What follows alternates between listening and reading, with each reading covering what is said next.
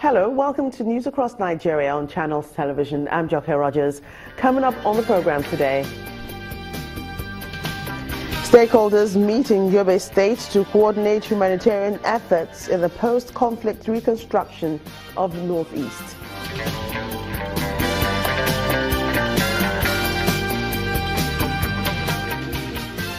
The Niger State Governor reiterates the potential of the Minna Airport as an alternative to the Nnamdi Azikiwe International Airport in Abuja.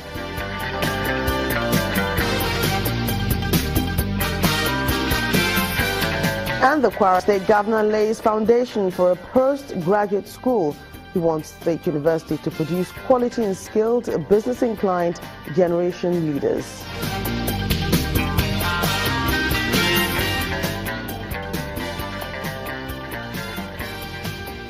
Welcome to the program. The Supreme Court will, on May the 4th, 2017, hear the objections filed against the hearing of an appeal brought before it by the Ahmed Makarfi-led National Caretaker Committee of the People's Democratic Party.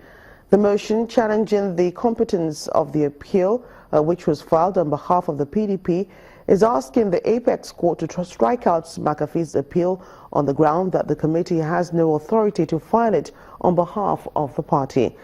They are also contending that by virtue of the Court of Appeal judgment delivered on February the 27th, 2017 in Port Harcourt, the issue of the authentic leadership for the party has been settled. The Senator Makarfi-led group of the PDP had filed an appeal at the Supreme Court to challenge the decision of the Court of Appeal, which affirmed Senator Sheriff as the authentic chairman of the PDP. The Nigerian Air Force wants its administrative personnel to ensure efficient document security, especially in the era of changing global administrative and information technology. Addressing unit commanders and administrative secretaries in Abuja, the Chief of Air Staff, Air Marshal Sadiq Abubakar, stressed the need for personnel to be informed on evolving methods of safeguarding classified documents. He also urges participants to acquire relevant knowledge that will enable them achieve the core values of integrity and excellent service delivery in the Nigerian Air Force.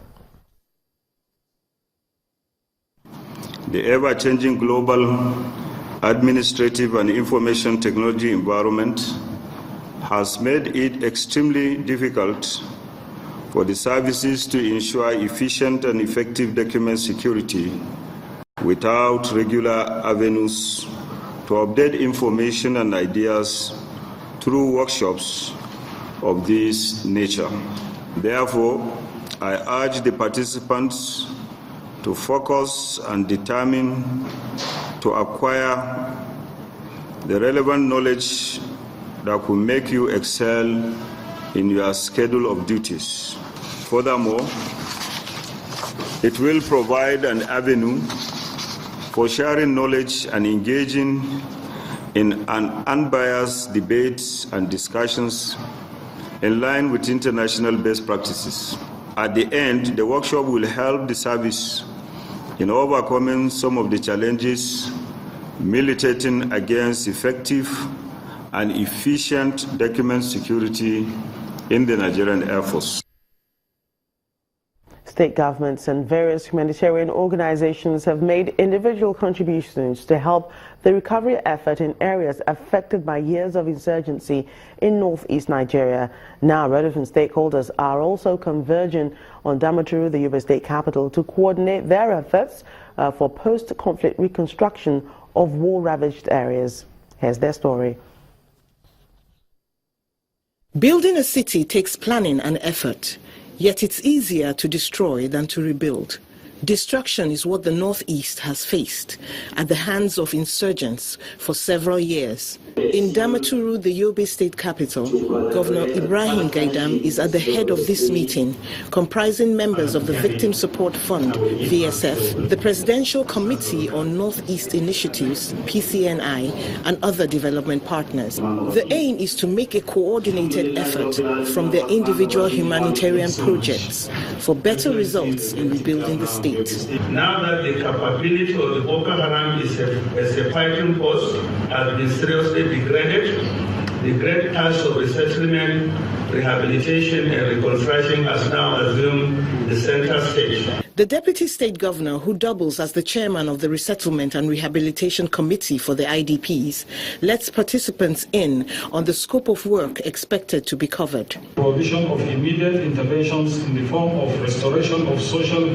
amenities like water supply, health, and sanitation facilities. For the PCNI team, there must first be a conducive environment for work to go on unhindered. So that we have reduced communities that are meaningful, sustainable, and are better than what was destroyed in the past.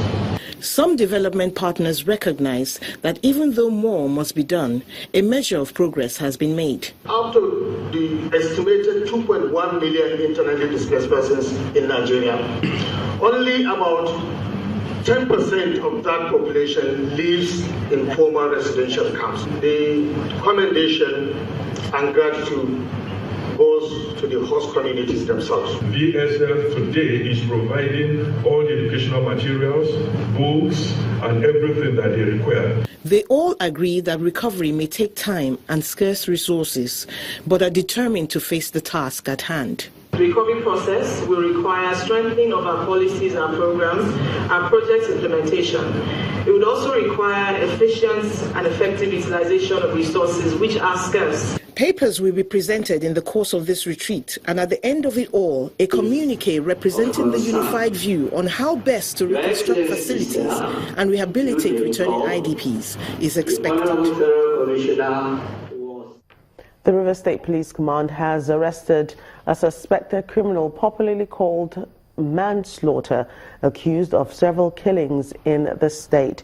The suspect was paraded at the headquarters of the command in Port Harcourt, the state capital, alongside other suspected criminals nabbed in the last 1 week. The police also displayed arms and stolen items, including cash.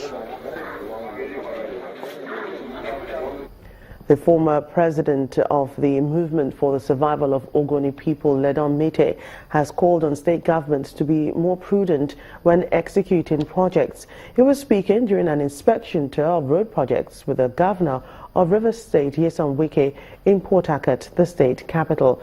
The governor appealed to the youth in communities around the Bile Bonny jetty to stop acts capable of stopping the progress of work on the jetty. Bile Bonny Waterfront Jetty is a beehive of activities as contractors continue ongoing construction work at the jetty. The jetty, which is to serve as a connection for the riverine communities of Bonny Island, Bile and Nembe in neighboring Bayelsa State, was conceived by the River State government to provide safe and secure marine transport.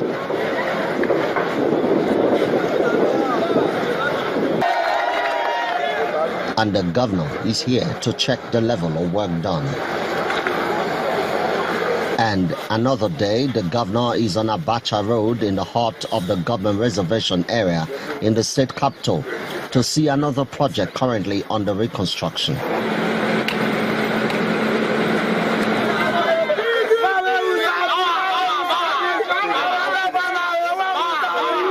The governor is in company of a former president of the Movement for the Survival of Ogoni People, Ledon Mete, who says there should be a balance between the provision of infrastructure and the needs of the people. Some people embark on structures that are just elephants, and this is down to earth. It goes to the how exactly what the ordinary people want to see, and that's the lesson that should be there. So that the challenge that people should look at is how do you balance the needs of people with whatever infrastructure you provide. Some infrastructure has very little relevance to the actual needs of the ordinary people. I mean, when you go and build maybe a classroom that will require AC for people to enjoy the place, how does that relate to our environment? The popular Abacha Road is a link road between Ajib Junction and Government Reservation area. Emmanuel Ere, Channels Television News. When the program returns, the Niger State Governor reiterates potential of the Minna Airport as an alternative to Abuja. That's in a moment. Do stay with us.